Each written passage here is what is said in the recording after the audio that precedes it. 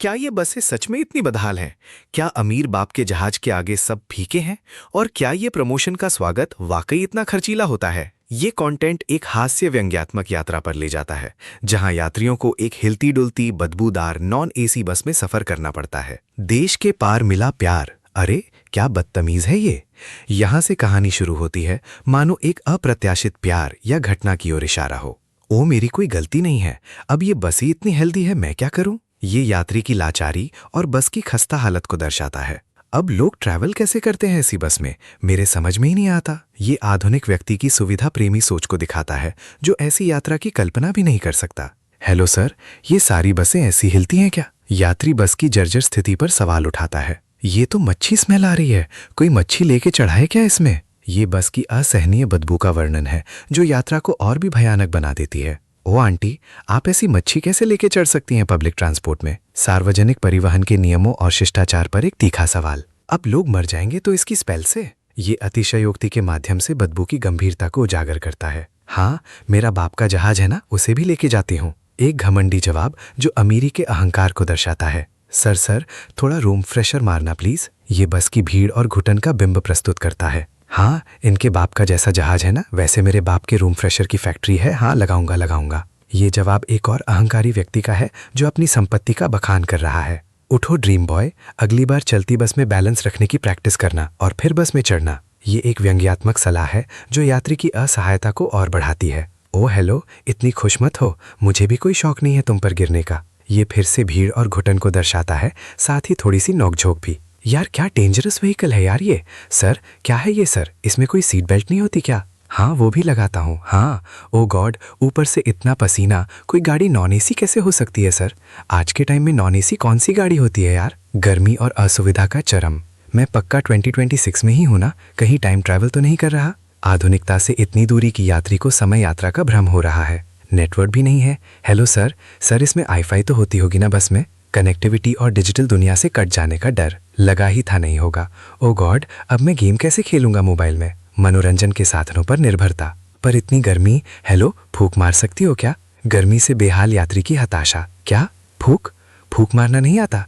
Just like कैसी road है यार ये, खटर खटर खटर। खराब सड़कों का वर्णन। ऐसा लग रहा है एक स्पीड ब्रेकर आएगा और पूरे पुर्जे खुल जाएंगे इसके। हाईवे है ये हाईवे? ये कहाँ का हाईवे? हेवन का हाईवे है सीधा। बस की जर्जरता और खतरनाक स्थिति पर व्यंग्य। अच्छा सुनो ना, तुम रोज लोगों को ऐसे डराती हो या आज कुछ स्पेशल है मेरे खिलाफ? हाँ, आईसी बाल ब्लो ट्राई एंड ऑल, ये शायद एक अशिष्ट टिप्पणी है। हाँ, क्या फर्क पड़ेगा, वैसे भी वहां तक पहुंचने तक मंजुली का जो बन जाओगी तुम। एक ताना जो यात्रा के लंबे समय और स्थिति की गंभीरता को दर्शाता है। तुम थोड़ी देर चुप नहीं बैठ सकती क्या? चुप तब बैठो ना जब बैठने की जगह हो। भीड़ और घुटन के बीच असंतोष। यहाँ तो बैठने की जगह ही नहीं है, ऊपर से धूल, मिट्टी, गर्मी, परेशान हो गया हूँ। यात्रा की कष्टप्रदता का विस्तृत वर्णन। अब कुछ तो करना पड़ेगा ना अपने आप को डिस्ट्रैक्ट करने के लिए। बोरियत और परेशानी से बचने का प्रयास। वैसे तुम्हें इतना प्रॉब्लम है तो उतर जाओ ना। एक यात्री का दूसरे को सलाह देना। मुझे तो कोई प्रॉब्लम नहीं हो रही कंडक्टर दादा, लेकिन इन्हें बहुत प्रॉब्लम हो रही है बस में। कंडक्टर का दखल। करेक्ट, तो इन्हें बस से उतार देते ना, है कि नहीं? उतार दो भाई। यात्री को बस से उतारने का निर्णय। हाँ, ओ ड्राइवर, गाड़ी थाम को जरा। हेलो ओए, तुम जानते नहीं हो मैं कौन हूँ? अचानक एक शक्तिशाली व्यक्ति का आगमन जो खुद को ऊंचा समझता है। I am look. अब यहाँ कोई एलियन थोड़ी ना आएगा चूज करने योग। एक विचित्र संवाद जो शायद किसी रहस्यमय घटना का संकेत है। अब ये जो भी धागा है, फिंगर तो चूज हो गई है। ये फिंगर मतलब इचल करंजी। अब मेरी किस्मत इचल करंजी में ही बनने वाली है। भाग्योग। ओ आहा, ये तो जी उधो। ये म्यूजिक कैसे बंद हो गया? अचानक संगीत का बंद होना एक अशुभ संकेत। किसकी मौत आई है? तुम्हारी। एक धमकी भरा संवाद। हे दुपट्टे का होश हो या ना हो, किसकी जमीन पे खड़ी है इसका होश होना चाहिए। ये संवाद किसी और कहानी या पृष्ठभूमि का हिस्सा लग रहा है, जो शायद शक्ति, अधिकार और जमीन के मालिकाना हक से जुड़ा है। अगर दोबारा यहाँ नाचती हुई नजर आई तो हमसे बुरा कोई नहीं होगा। चेतावनी जो शायद किसी कलाकार या नाचने वाली को दी जा रही है। और तुम दोनों, हे एक ही बार में जान क्यों नहीं ले लेते?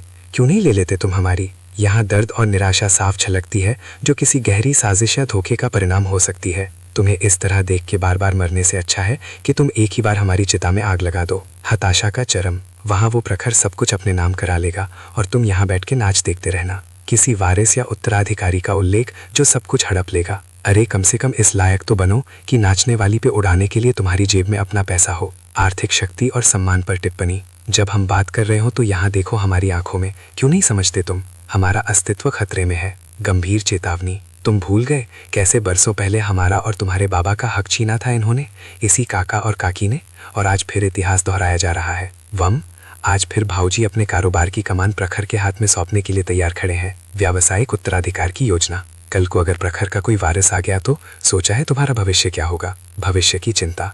वो लोग जिन्हें तुम्हारे पैर छूने चाहिए उनके पैरों में जूते पहना रहे तुम। शक्ति का उल्टा होना। हम अपनी पीढ़ी की जंग हार चुके हैं, लेकिन तुम्हारी पीढ़ी की जंग अभी शुरू हुई है। अगली पीढ़ी पर जिम्मेदारियों का बोझ, और इस जंग में जीतने के अलावा कोई पर्याय नहीं है तुम्हारे पास। जीतने के लिए मजबूरी। लेकिन आई साहब, काका के फैसले के खिलाफ हम कर भी क्या सकते हैं? लाचारी और असहायता। शादी।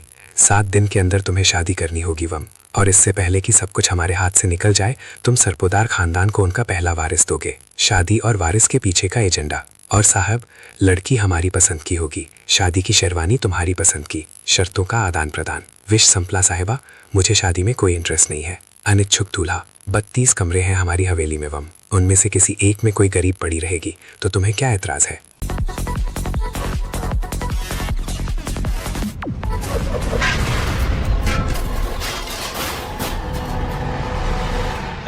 अमीरी का घमंड और दूसरों के प्रति उपेक्षा। बस अपनी आई की एक बात याद रखना, इस बार वो भूल नहीं होनी चाहिए वैभव जो पिछली शादी में हुई थी। पिछली गलती का संदर्भ। तुम्हारी उस गलती को तो राज बनाकर हमने अपने दिल में छुपा लिया था, लेकिन इस बार नहीं। चेतावनी की गलती दोहराई नहीं जानी चाहिए। वादा करो हमसे कि तुम अपनी आई की इच्छा पूरी करोगे। वादे की मांग। जैसी आपकी इच्छा है। अनिच्छुक सहमति। कौन तुम? फिर से हो मिस एंग्री बर्ड? हेल्प तो करो यार, हेल्प कर दो यार। शायद वही यात्री या कोई और जो मदद मांग रहा है। थैंक्स, आज मिले हो, दोबारा मत मिलना। एक कड़वी विदाई। तुम भी पास है पर पास नहीं, साथ है पर साथ नहीं। रिश्तों की जटिलता। ए परी, कब से एक ही बलून फुला रही है? बच्चों का खेल। अरे टीटी का प्रमोशन हुआ है, कम से कम आज तो उसे स्पेशल फील होने दे। प्रमोशन का उत्सव। अब किसी और का दिन स्पेशल बनाने के लिए इससे ज्यादा मेहनत नहीं कर सकती मैं। सीमित ऊर्जा और समर्पण। अरे देवा, डेकोरेशन पे इतना खर्चा, खर्च पर चिंता। अरे अक्षय, पैसे क्या झाड़ पे उगते हैं क्या? पैसे के महत्व पर प्रश्न। एआई, अगर पैसे झाड़ पे उगरे होते ना तो तू कब कब मालामाल हो गई होती। सीधा जवाब व्यंग्य के साथ। चुप। पता नहीं कहाँ से इन लोगों के घर में पैदा हो गया मैं। परिवार के प्रति असंतोष। हाँ, मैं भी यही सोच रही हूँ मेलिया। एक और पात्र का असंतोष। अरे जब से पैदा हुआ है ना खर्चा करे जा रहा है। बच्चों पर बढ़ती खर्च की शिकायत। अरे तन्वी का प्रमोशन होने दे, मेरे हाथ में पैसा आने दे। व्यक्तिगत लाभ की आशा। तेरे ऊपर तो 1 रुपया खर्च नहीं करूंगी, तो देखी। स्वार्थ। पैसे आए नहीं और प्लानिंग शुरू। पैसे आने से पहले ही खर्च की योजना। जिसने इतनी मेहनत करके प्रमोशन लिया है उसका स्वागत तो अच्छे से करो। मेहनत का सम्मान। अरे 2 घंटे से मेहनत करके खीर बनाई है मैंने। किए गए प्रयास का वर्णन। तो क्या तेरी तन्वी ताई के लिए अभी मैं लाऊं नहीं नाचूं? व्यंग्यपूर्ण प्रश्न। इतना मत करो। हाँ, चुप। हस्तक्षेप और चुप्पी का आदेश। ए परी सुन, टी कभी भी आती होगी, तो सब लोग तैयार हो जाओ। एक आश्चर्यजनक स्वागत की तैयारी। हाँ, जैसे ही वो दरवाजे के अंदर आएगी हम सबको जोर से सेलिब्रेट करके उसका वेलकम करना है। उत्साहपूर्ण स्वागत की योजना। ओके, चलेगा चलेगा। एक काम कर, तुम काका को लेके आ। चल जा। अगर हम चाहे तो तुम्हें कहां से कहां तक पहुंचा सकते हैं। शक्ति और प्रभाव का प्रदर्शन। लेकिन उसके लिए फिर तुम्हें, भगवान ने इनके पैर छीन लिए तो क्या हुआ? अपने पैरों पर खड़े होकर सबका ध्यान रखने वाली बेटी भी तो दी है। बेटी की ताकत और समर्थन का विश्वास। तेरे होते हुए हमें किसी बात की चिंता करने की जरूरत ही क्या है? बेटी पर निर्भरता। अक्षय ने जरूर कोई सरप्राइज प्लान किया होगा। उम्मीद और आश्चर्य। घर वालों का दिल तोड़ने जा रही हूं मैं। बप्पा मुझे शक्ति देना। एक गंभीर निर्णय लेने की तैयारी। चलो ये तो सही है कि छोटे शहरों की धूल मिट्टी के बीच खाना मस्त मिल जाता है एकदम। यात्रा का एक सकारात्मक पहलू। और इतना कुछ खाया और सिर्फ 1500 रुपए खर्च पर संतुष्टि। 1 मिनट, 10,000 में से तो 1500 पहले दिन पे उड़ गए। बजट पर चिंता।